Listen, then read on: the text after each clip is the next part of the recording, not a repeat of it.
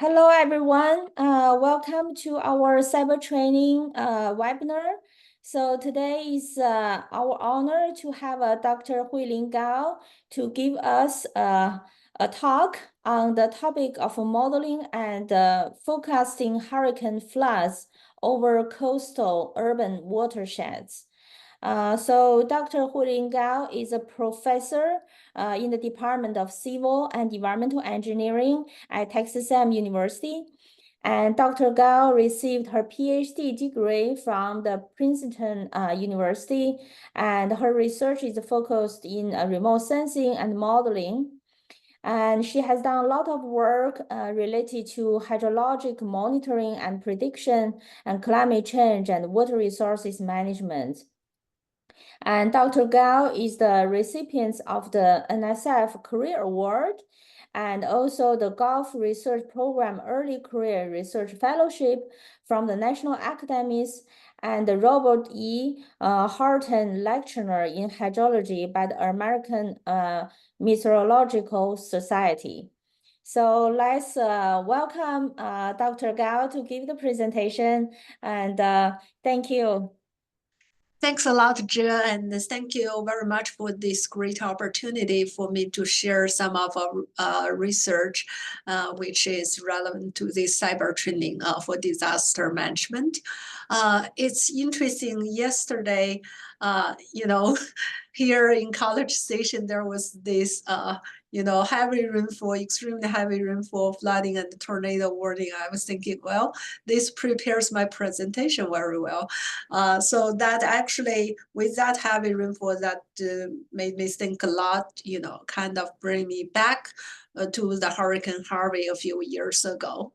So as you all know, that hurricane can cause lots of loss. And one of those things we care about is like the deaths, like a lot of lives could have been taken through these tropical cyclones.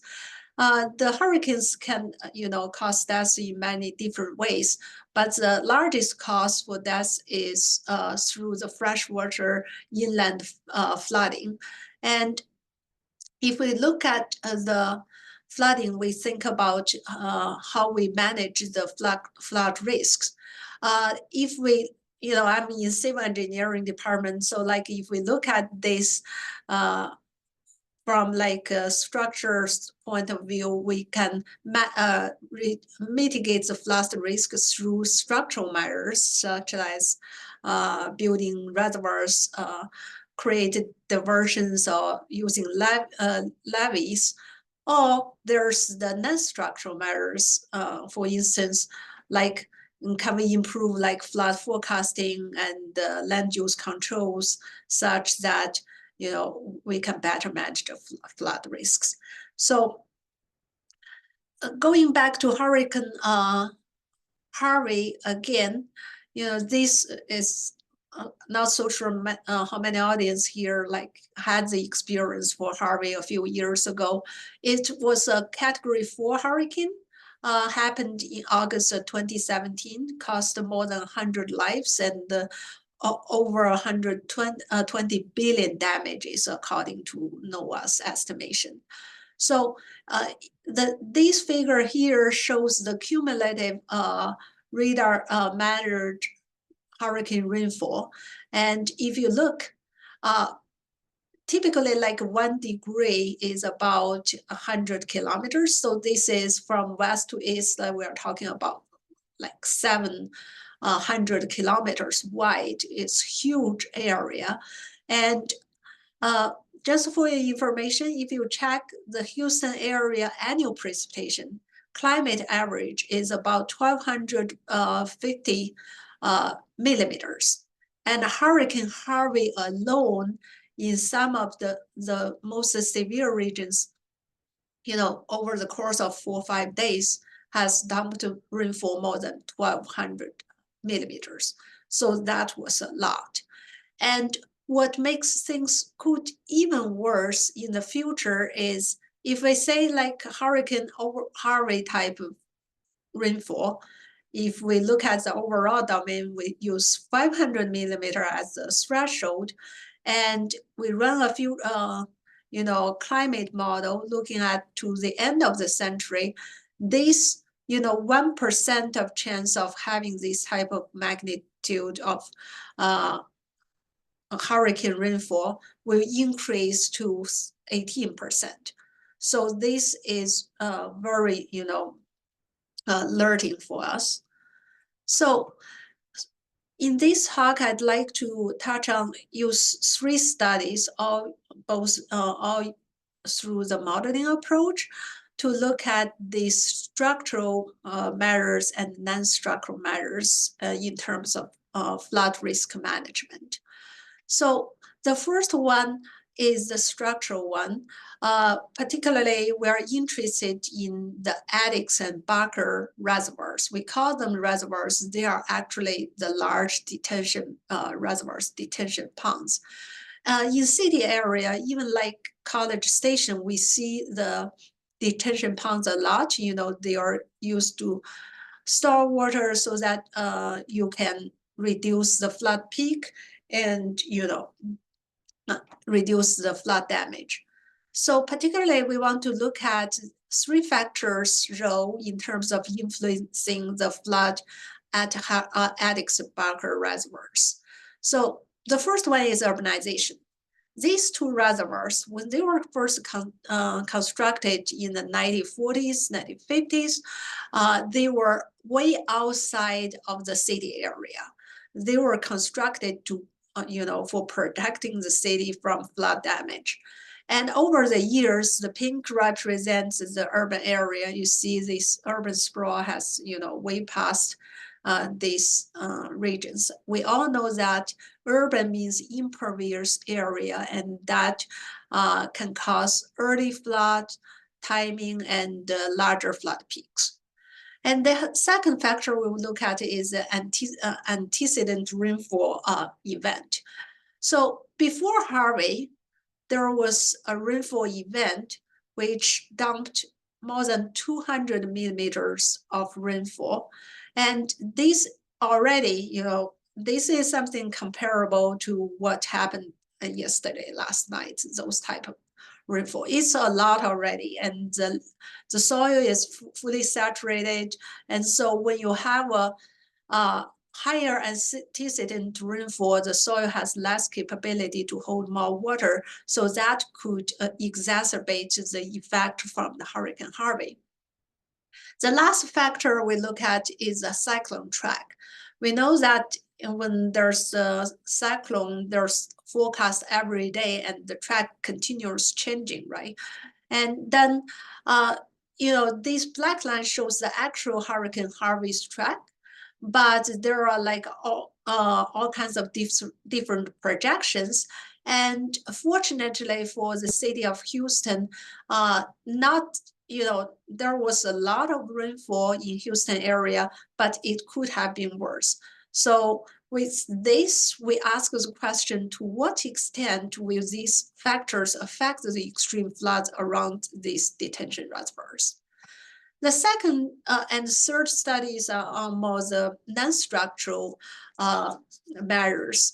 The first one we look at is the flood forecasting skills. When we say forecast, again, using the rainfall like yesterday as an example, we check the weather forecast, and then there's this precipitation. NOAA specifically, they use the quantitative precipitation forecast. Not is just like it's going to rain or not. It's like over time, every 6 hours, how much rainfall we expect. And then this precipitation forecast, we call it QPF from this point on, can help us if we run a hydrological model. We can do the streamflow forecast. And then with the streamflow forecast, we can forecast the inundation areas.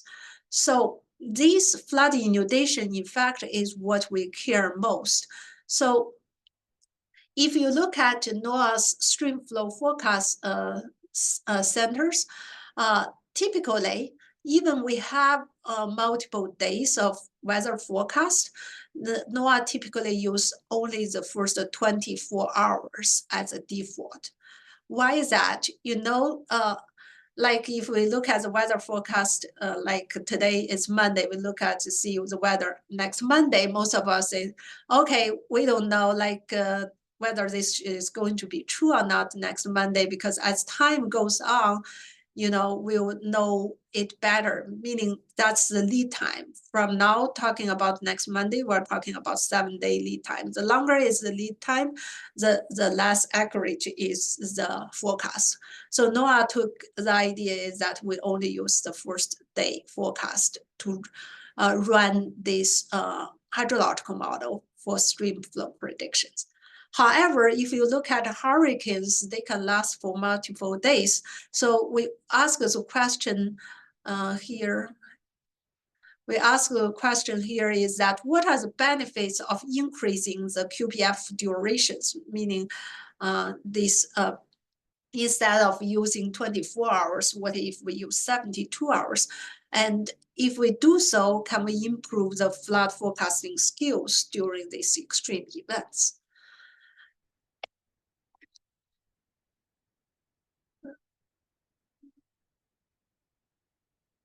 So I need to put this on.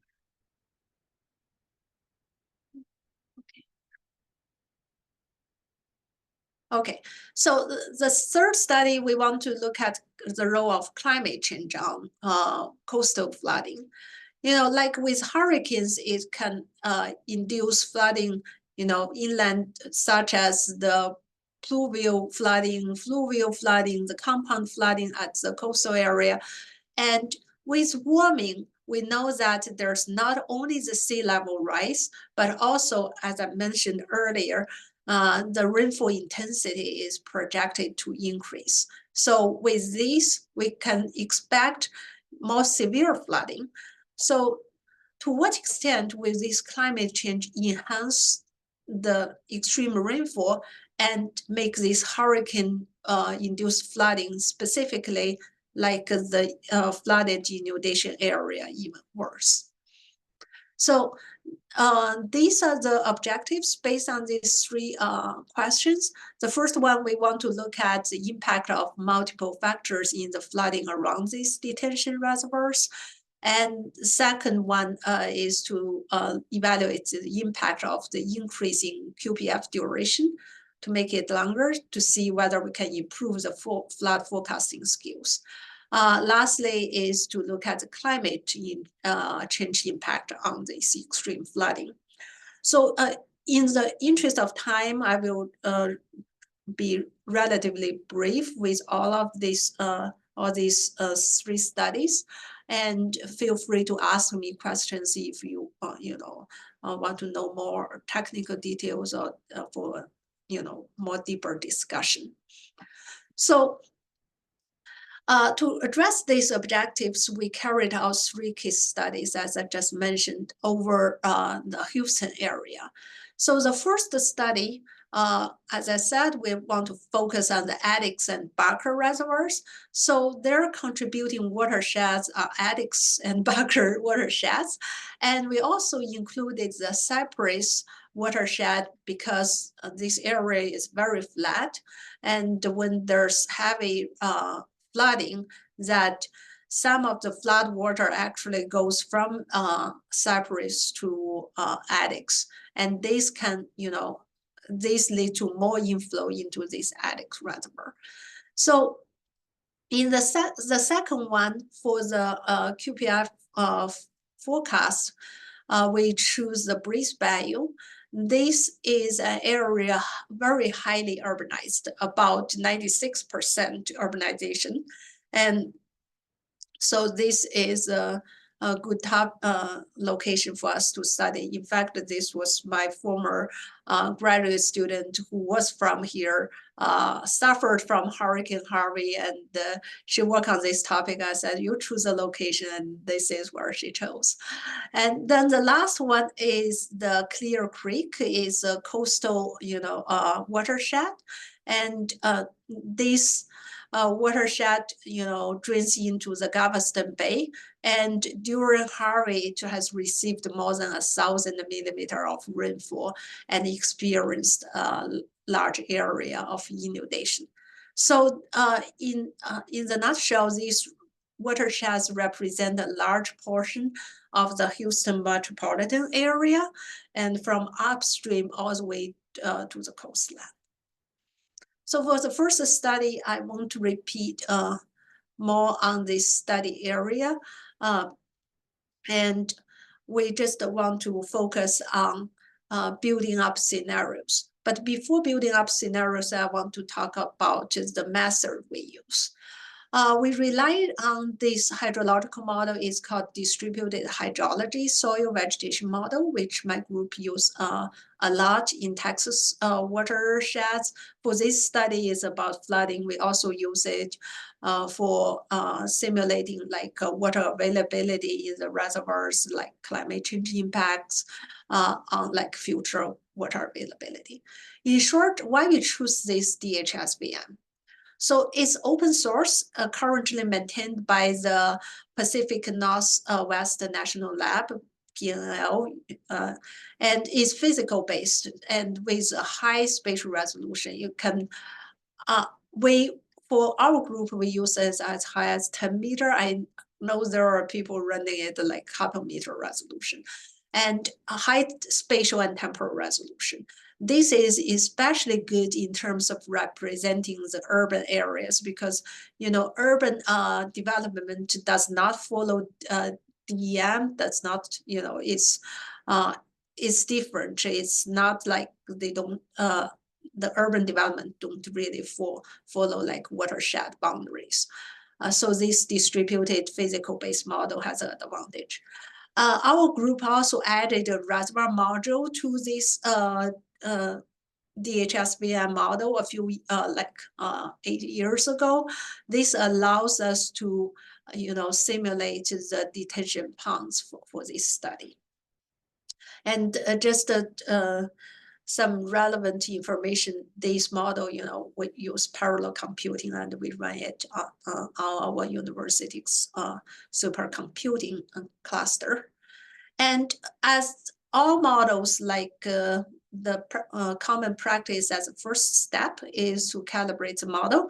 And I'm showing here is like how good we can simulate the the reservoir elevations and the inflow and the outflow. Once we have this model set up, we look at a few scenarios like those vectors. The first one is we use the urban area in the 1970s compared to the urban area right before Hurricane Harvey. And you see the change of the area. We want to see whether this will cause more inflow to these reservoirs and how this will affect the reservoirs, storage and elevation. The second one is antecedent rainfall. You see that we can remove the antecedent rainfall event and see, okay, then this total precipitation over that in the month of August would be less.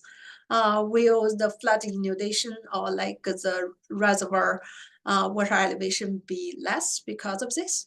And the third one is actually we collaborated this with Professor John Nassif-Gelman from Atmospheric Science, and he's also the state climatologist. He came up with this really brilliant idea to somehow, reconstruct the rainfall. This is actual Harvey rainfall, and then he used his magic tools to reconstruct the rainfall such that this area can receive the maximum amount by simply changing the Hurricane Harvey's tracks.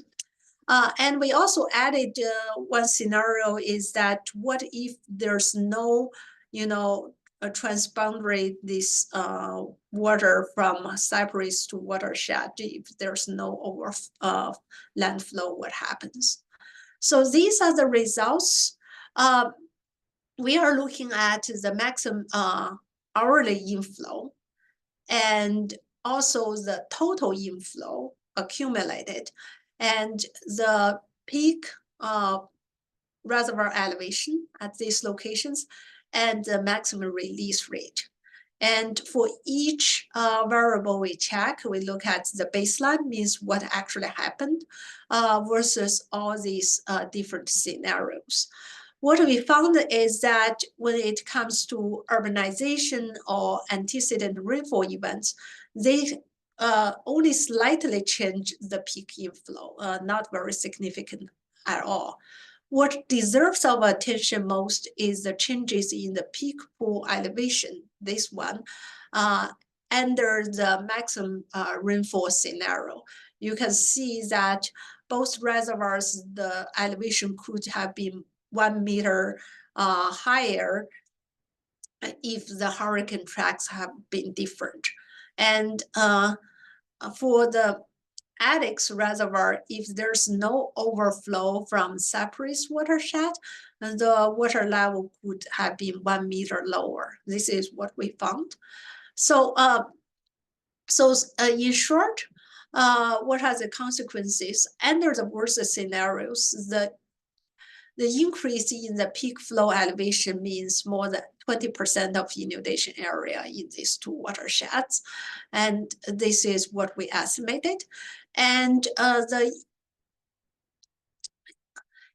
increased dam failure risk, we found that, you know, if we have used the even larger precipitation, this reservoir storage would have exceeded the maximum storage capacity.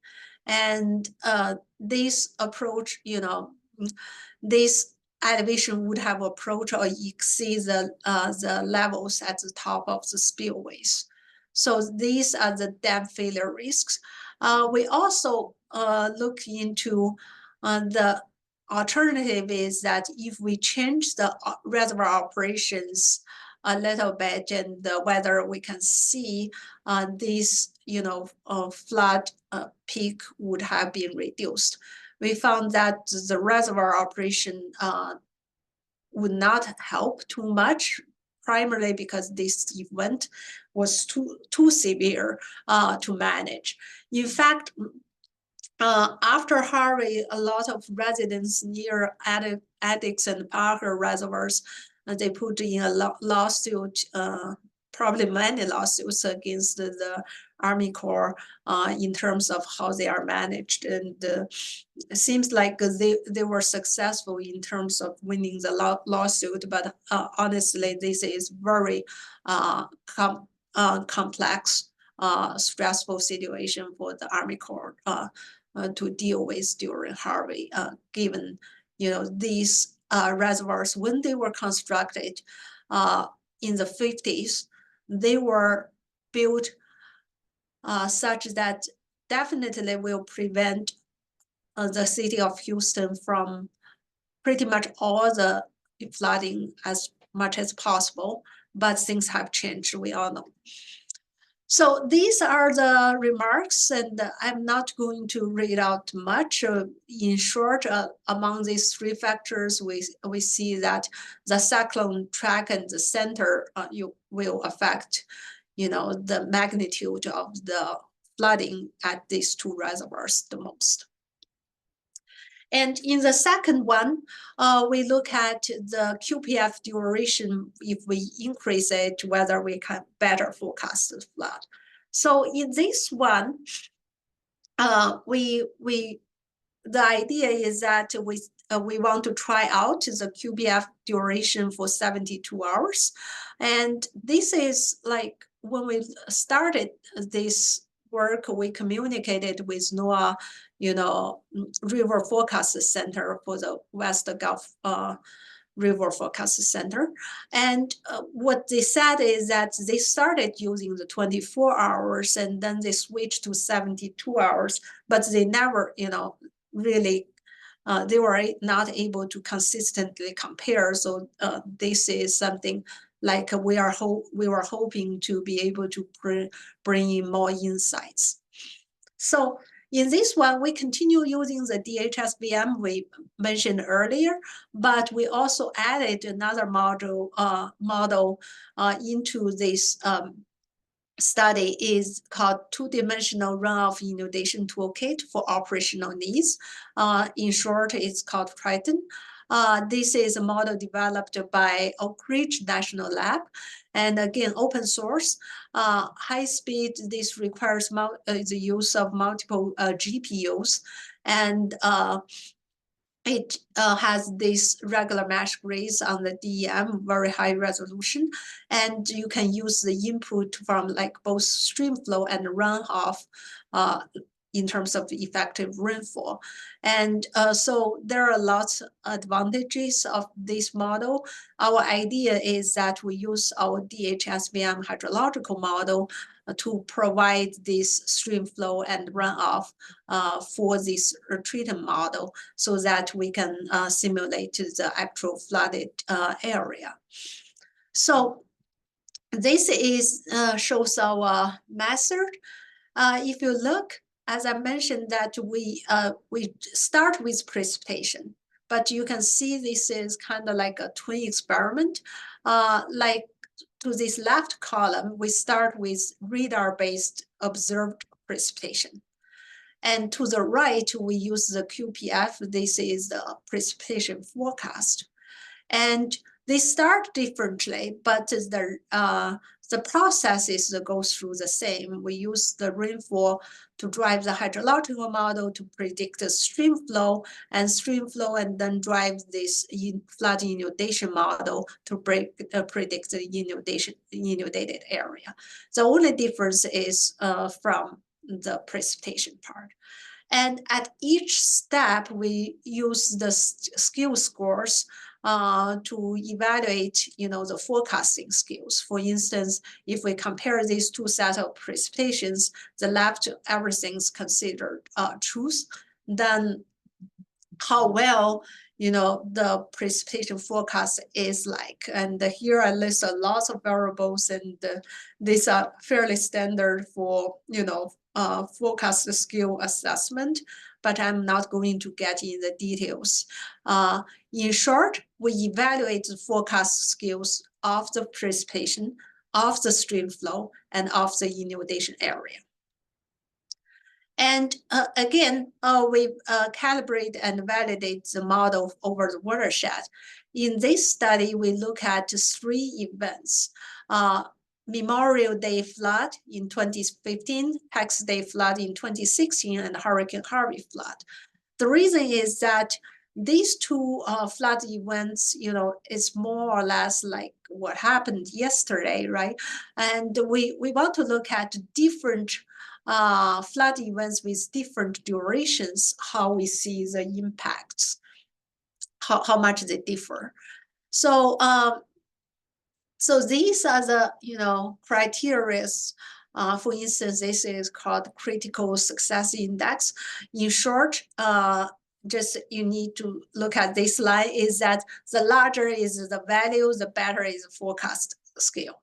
So we look at the QPF duration, like from 6 hours all the way to 84 hours.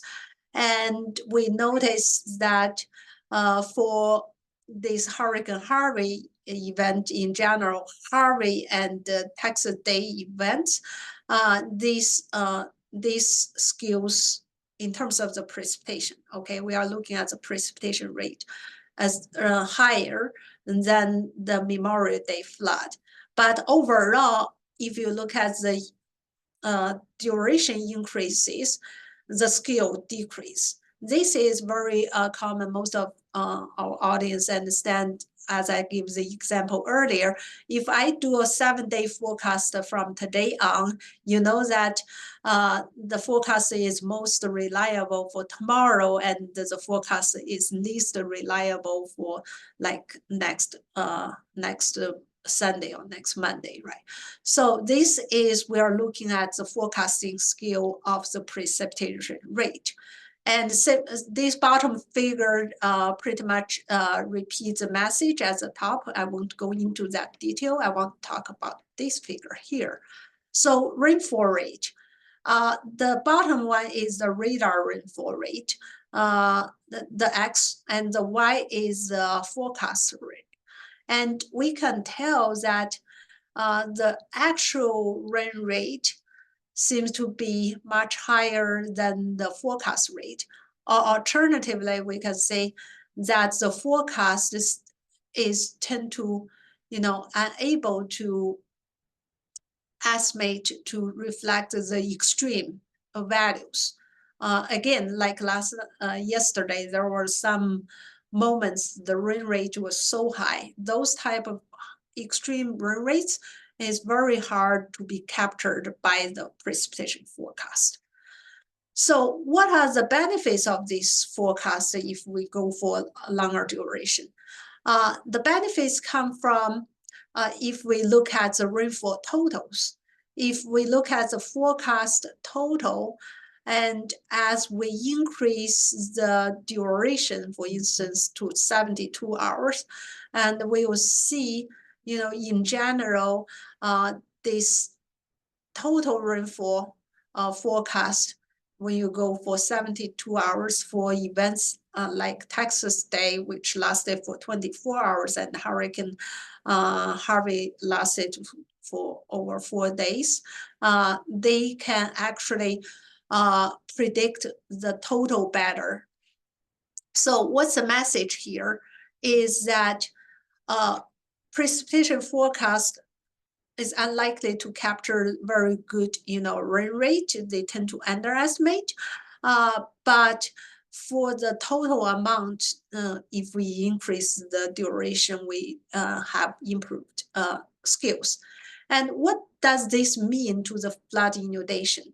So here we show this control run is like we can treat them as truth. And if we have this different durations from 12 hours, 20 hours, 4 hours to 72 hours, we can see that with this longer duration, you have the capability to better represent the total rainfall amount. And as a result, you have a better chance to forecast the inundation area and then using a shorter duration. And I think that's a key message here for this study. And in this figure, we just briefly show, the relationship between total rainfall and the inundation area and volume. So in the interest of time, when I'm not going to repeat the remarks, I want to directly go into the third study, which is in this coastal watershed called Clear Lake. And for this, we want to start from the climate change. So with the climate change, we can predict the future rainfall, and we can predict the future runoff, and then get to the future inundation.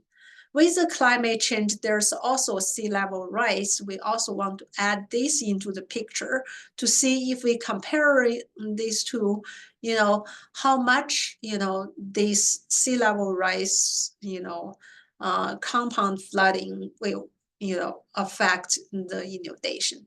So here we use the DHSVM for the hydrological model part and the treated model for the flooding inundation. And then with this, we use the regional climate model. This is from Dr. Champing's group, Dr. Champing and Dr. Dan Fu. And they run this Earth system model looking into these RCP 8.5 scenarios. So they generate ensembles so that we can, get this wheel spinning. So this is the regional community Earth system model. They published this work in BAMS, which is actually for meteorology. This is the highest impact journal. We call it RCESM. So the benefits of this model is that they run at a fairly high resolution by climate model standard, and it's a fully coupled model, so the atmosphere, ocean, and land are coupled together. And they use the regional dynamic downscaling so that the resolution of the precipitation data and the other meteorology forcings we get from them are fairly high. And so they have tested this for the hurricane simulations. So I'm going to skip this slide in the interest of time, because I briefly mentioned, in the previous slide already. So similarly, we spend a lot of time calibrating the model. And in terms of model calibration, we just use the streamflow, observed streamflow, and the radar-based precipitation. And this part is very similar to the study we did in the second study. And we focus on the different model scenarios.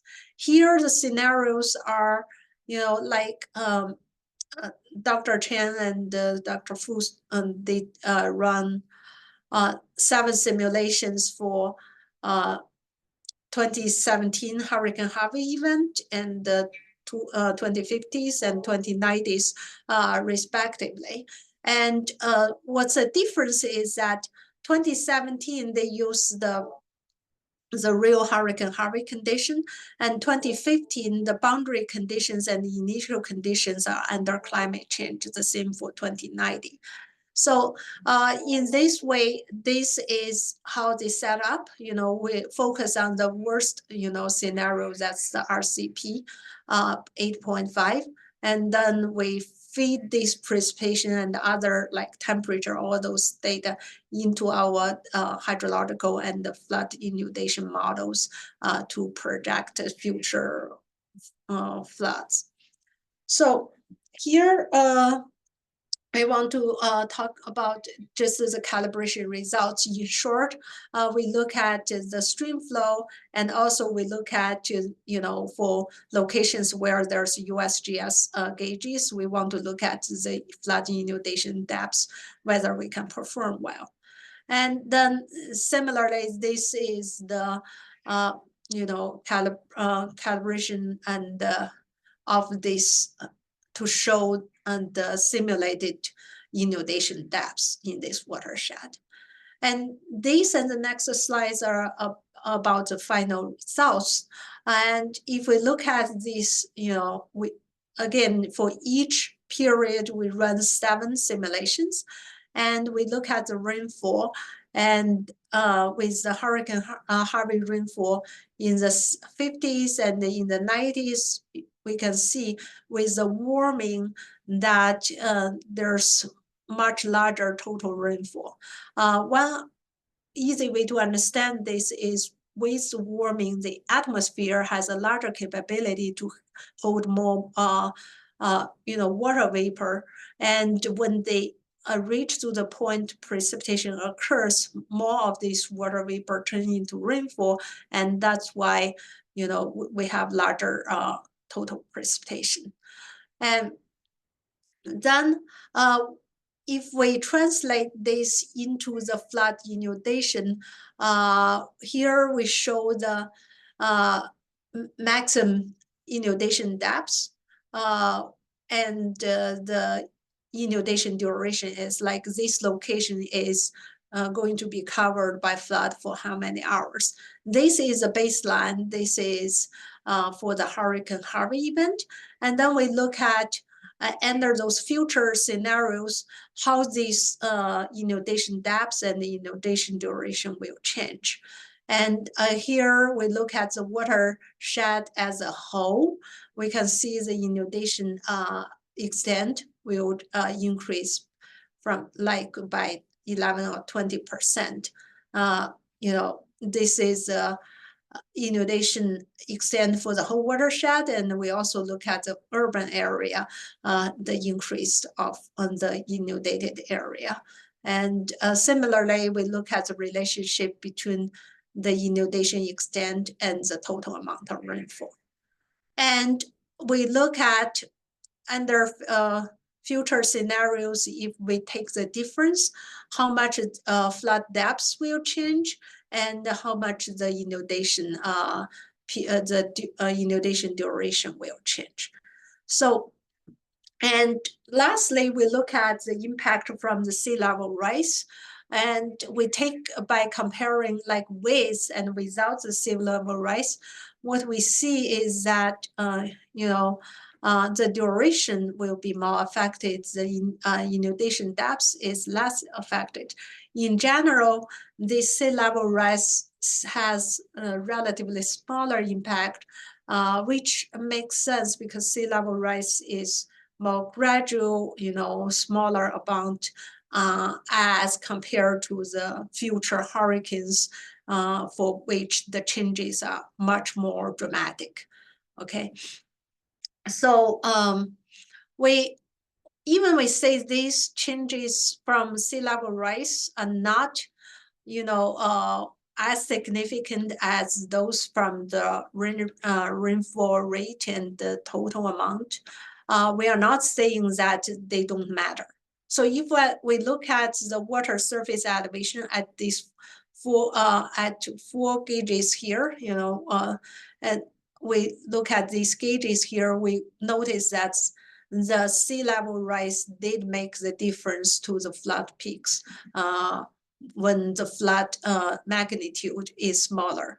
It's just like the sea level rise makes less difference with the higher with flood peaks when the magnitude is extremely high, like Harvey. So these are the remarks. Again, I will skip this. I'll leave the summary here. And in short, the first study, we look at the structural measure and to see the interactions among these extreme floods, human-built, prevention, flood prevention structure and the environmental factors. We found that the track of the hurricanes is most important in terms of the magnitude. And in the second study, we found that by increasing the flood forecast duration, we can really better, forecast the flood inundation areas. And the last study gave us some insight about the global warming impact on the coastal flood on an event-based perspective. Lastly, I'd like to thank my group. It's always my pleasure to work with students and postdocs, and I learn a lot from them. And thank you all for your attention, and I'm happy to take questions. Sorry, it took a bit longer time. Thank you. Thank you, Huilin. Thank you for the inspiring talk. So now let's have our Q&A session. If you have any questions, please unmute yourself, or you can type your question in the chat box.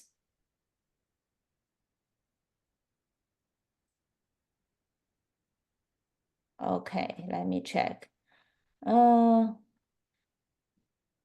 Okay, so one student had a question.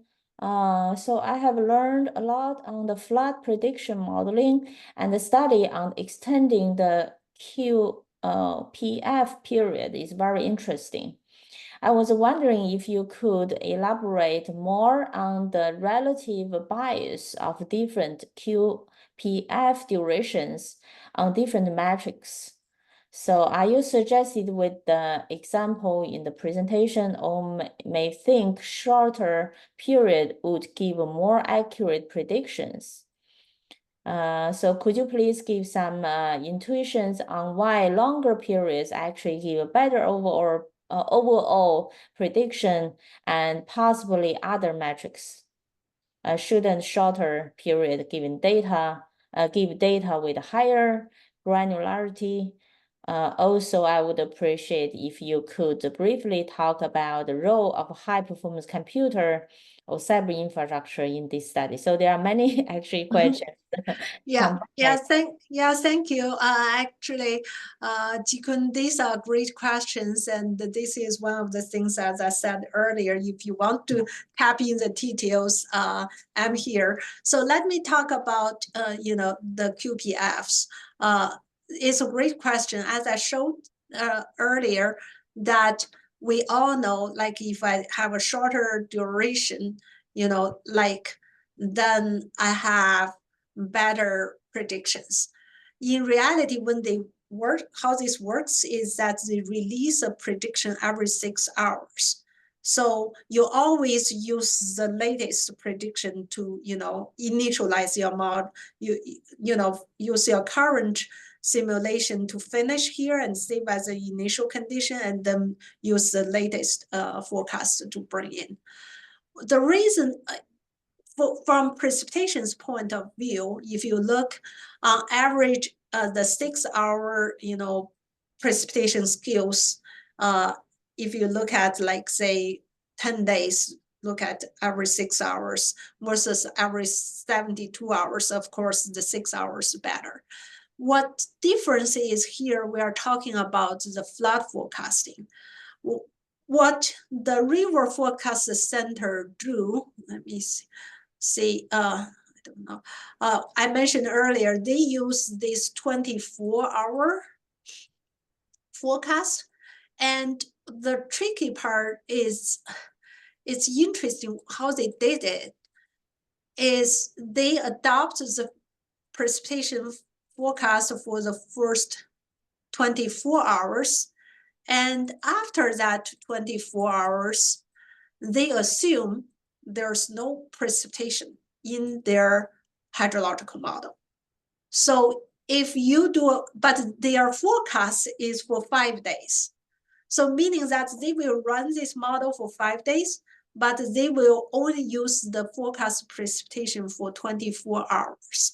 So that's why if you increase this duration for hurricane-like flooding, you are bringing more like total precipitation. You will be able to better forecast the total stream flow, which will affect the inundation, because inundation is a cumulative impact. But if you have events like shorter, like for instance, again, like the one happened yesterday, it was like about 12-hour event, this 24-hour will be good. So the point we are trying to get to is to see whether we, for this longer duration event, if we bring in longer duration forecast, we'll better predict the inundation. I'm not so sure whether this answers your question, but this is like specifically related to how these river forecasts are done by NOAA. Yes, to address your second question, yes, so the models can take a lot of computing time, as I mentioned. I can talk about, we talk about 3 models. The hydrological model, even we are running it at a very high resolution, we do require parallel computing the university resources, but it takes relatively shorter time as compared to the flood inundation model, because flood inundation, is 2D and, involves a lot more physical processes. Let me give you a few numbers based on the second study, which probably give you some idea. So for instance, if we want to run like the last event for Clear Lake, if we want to run one climate scenario, just one set of the experiment using the Triton model, it takes 24 GPU cores, about 16 hours to do one simulation. So that's roughly the idea. I expect the Earth system model part, it takes even longer, but that is because our group did not run that part. I can't really comment on that.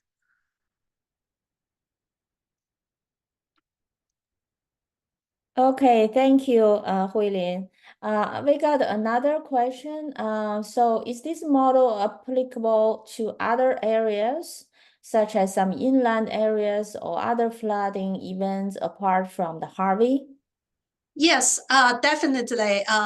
As I very briefly mentioned, we have been using this model, this DHSBM, for many other Texas watershed. For instance, we look at just the regular, flood peaks, like the stream flow peaks, and under urbanization and climate change. We run it over San Antonio River Basin, Guadalupe River Basin. And we also use this model to look at not flood events. We look at drought, for instance, under future climate change scenarios, we expect a more severe drought to longer durations. So under drought conditions, the stream flow will reduce. We have the reservoir model. We want to see how much water could be stored, be available in these reservoirs. For instance, we run it over Trinity River Basin. We look at multiple reservoirs in the Dallas-Fort Worth metropolitan area. And in that line of research, we combine this reservoir storage with this model by my colleague, Professor Ralph Works, who's a big guy with water availability modeling in Texas. So we use this in combination of the water availability model to see, what's the future water resilience in these reservoirs. So there are many applications. What makes this hard is the calibration and validation part. To set up the model takes a lot of time. Okay, thank you. Thank you so much, Huilin, for your inspiring talk. And I think we are running out of time. And if you have any other questions, please feel free to contact Dr. Gao. And if you don't mind, I have took some pictures of your slides. And maybe I will add this to our cyber training website if that is okay. Yeah. Yes. Okay. Thank you, everyone. And let's give our many thanks to Huilin again. And so have a great day. And thank you for being here. And thank you for joining us. Thank you all. Thank you. Thank you. Thank you. Thanks a lot. Bye. Thank you.